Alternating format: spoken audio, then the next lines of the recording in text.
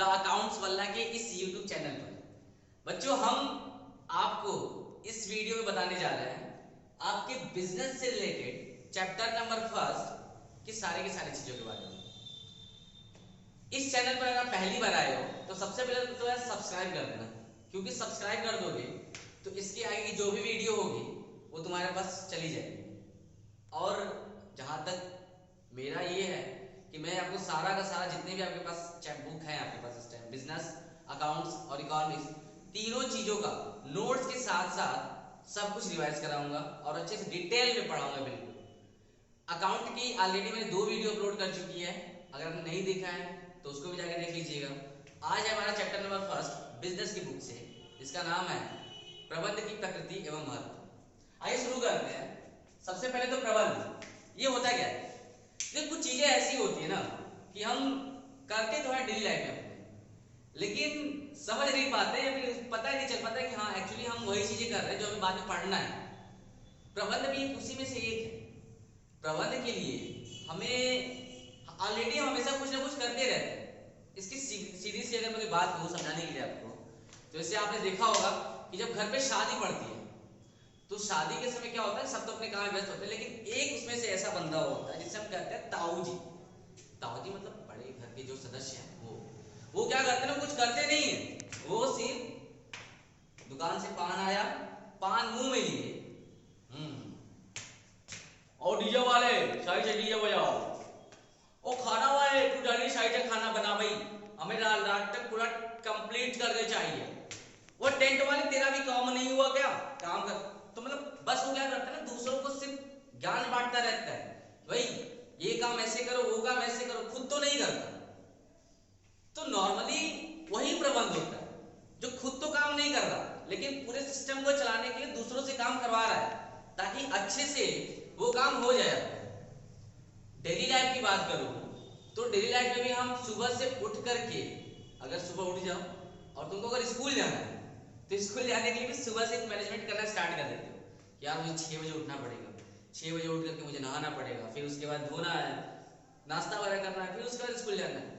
तो without management, without प्रबंध के हम ये नहीं कर सकते। इसके लिए अगर बिजनेस की बात करूं तो बिजनेस में बिना प्रबंध के हम अपने बिजनेस को अच्छे से नहीं चला सकते। जैसे कि अगर मुझे मेरा कोई फैक्ट्री है या फिर कोई बिजनेस है, उसको कैसे मेंटेन करना है, कैसे देख रेख करना है, आपके पास सब कुछ तो है लेकिन प्रबंध करना आपको नहीं आता कि कैसे अपने बिजनेस को सब कुछ मैनेजमेंट करेंगे, तो कहीं ना कहीं आपको बिजनेस सही से नहीं चल पाएगा।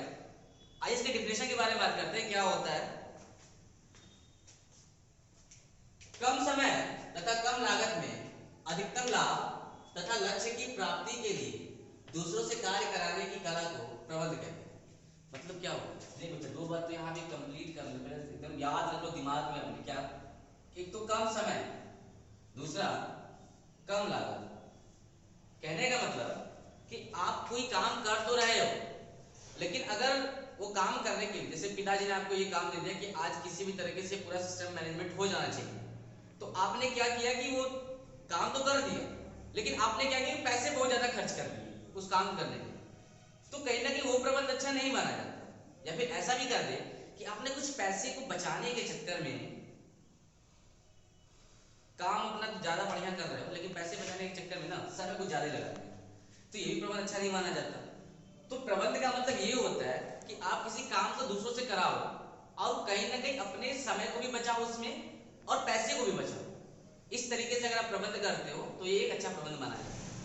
तो प्रबंध कम समय तथा कम लागत में अधिकतम लाभ तथा लक्ष्य की प्राप्ति के लिए दूसरों से काम करने की कला को प्रबंध कहते हैं, पहली बात। अब बात करते हैं इसकी विशेषताएं। क्या है इसकी विशेषता?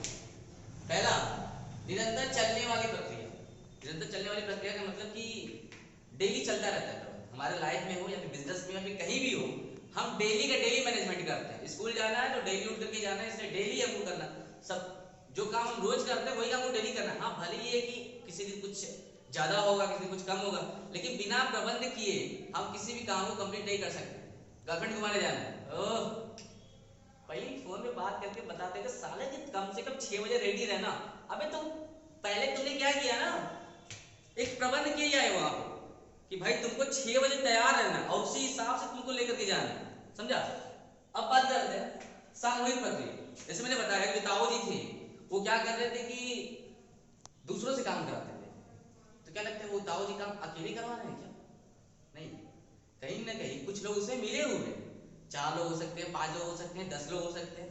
तो ऐसे में वो जो काम हो रहा है वो किसी एक का काम नहीं है, बहुत सारे लोग होते हैं, इसलिए प्रबंध को सामूहिक प्रक्रिया भी कहते हैं। उसके बाद प्रबंध सर्वव्यापी है। ये सर्वव्यापी का मतलब हर जगह, बिल्कुल शादी से लेके बर्बादी तक क्या बोल दिया मैंने? हाँ, शादी से लेके बर्बादी तक हर जगह काम करता है। या फिर सेटिंग कराने से लेकर के सेटिंग छुड़वाने तक का काम, बिजनेस को ग्रोथ कराने तक से लेके बिजनेस को बर्बाद करने तक का काम बिना प्रबंध के नहीं हो सकता। अगर आप अच्छे से प्रबंध किए होगे तो आपका बिजनेस ग्रोथ करेगा, अगर प्रबंध अच्छे से नहीं किए होगे। अच्छा, प्रबंध के बारे में बता दूं आपको कि अगर किसी का बिजनेस, जब आपने मूवी वगैरह में देखा होगा कि जब एक तो मैंने मूवी देखी थी स्वर्ग, हाँ, तो उसमें क्या होता है ना कि जो बड़े साहब होते हैं गोविंदा जी के, उनका फैक्ट्री जल जाता है, तो उनको बर्बाद कर दिया जाता है। बर्बाद करने के पीछे पहले प्रबंध किया जाता है। वहां पर जो विलेन होता है ना, पहले सोचता है, पहले दिमाग लगाता है ऐसे क्या करना है, हाँ, तब जाकर के उनको बर्बाद करता है। तो अगर आपको ऊपर उठना है या फिर नीचे जाना है तो बिना प्रबंध के हो ही नहीं सकता। तो इसलिए कहते हैं कि प्रबंध आपका भाई हर जगह काम करता है। बिजनेस को ग्रोथ कराओ या फिर नीचे गिराओ, बिना प्रबंध के नहीं हो सकता। अगला पॉइंट, अदृश्य। अदृश्य का मतलब कि देखो भाई, अब एक्चुअली में प्रबंध कोई व्यक्ति या इंसान तो है नहीं कि हाँ भाई इसको छू के बताएंगे यही प्रबंध है। अब ये तो बिल्कुल अदृश्य। कहाँ भाई, किधर, तो दिखाई नहीं देता। हाँ, उसके बाद उद्देश्य पूर्ण प्रक्रिया, पूरा लिखना। उद्देश्य पूर्ण प्रक्रिया मतलब कि हम जब प्रबंध करते हैं तो कहीं ना कहीं किसी उद्देश्य को पूरा करने के लिए करते हैं। तो इस तरीके से यह जो क्रिया होती है ये उद्देश्य पूर्ण क्रिया होती है। अब बात करते हैं इसके उद्देश्य की कि प्रबंध के उद्देश्य क्या होते हैं। तो सबसे पहला देखो, प्रबंध के उद्देश्य को 3 भागों में बांटा गया। अब इसके जो उद्देश्य होते हैं, क्यों किया जाता है प्रबंध, करने की क्या कारण है, ये 3 उद्देश्य हैं।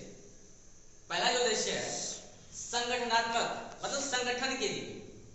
3 तरीके के लिए प्रबंध का यूज किया जाता है।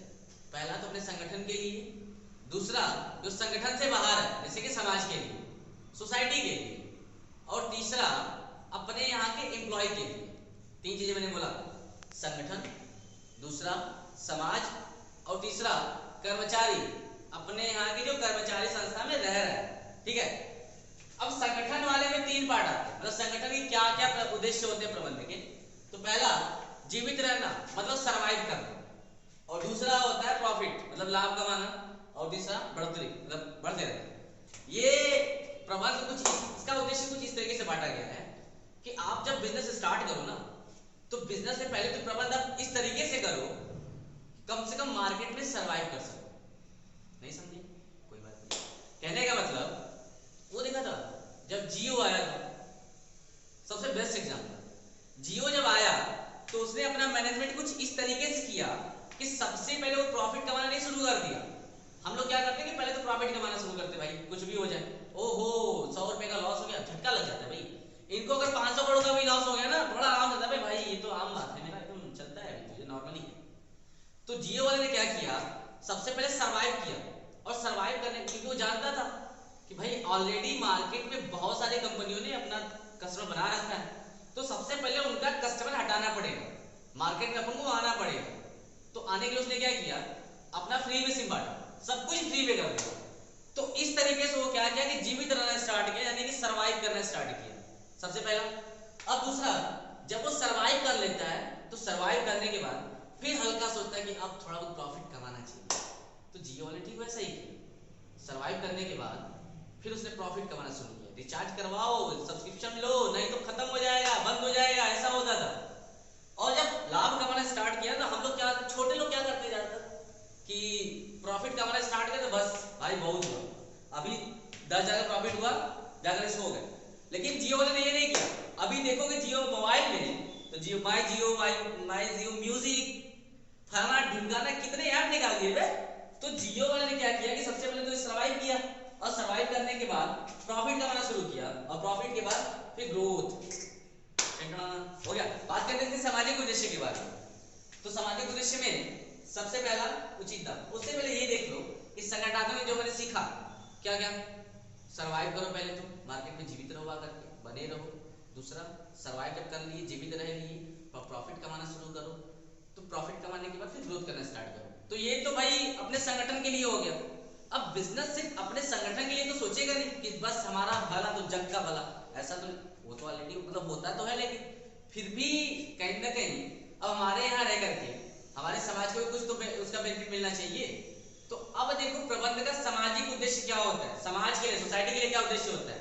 सबसे पहला उचित दाम, कि भाई हम अपने समाज में, अपने सोसाइटी को जो वस्तुएं बेचेंगे, जो सामान बेचेंगे, उनको कम से कम मूल्य पर बेचें, उचित दाम पर बेचें, अच्छी चीजें दें उनको और दाम कम लगे। दूसरा, पर्यावरण के अनुकूल कोशिश करना चाहिए, कम से कम तो अगर प्रबंध कर रहे हो, किसी बिजनेस में प्रबंध कर रहे हो, तो इन्वायरमेंट की वजह से किसी को प्रॉब्लम ना हो, तकलीफ ना हो कि भाई हम तो बेनिफिट कमा रहे हैं लेकिन हमारा पर्यावरण को ज्यादा प्रदूषित हो रहा है या फिर कोई प्रॉब्लम चली आ रही है, तो ये ना होने पाए।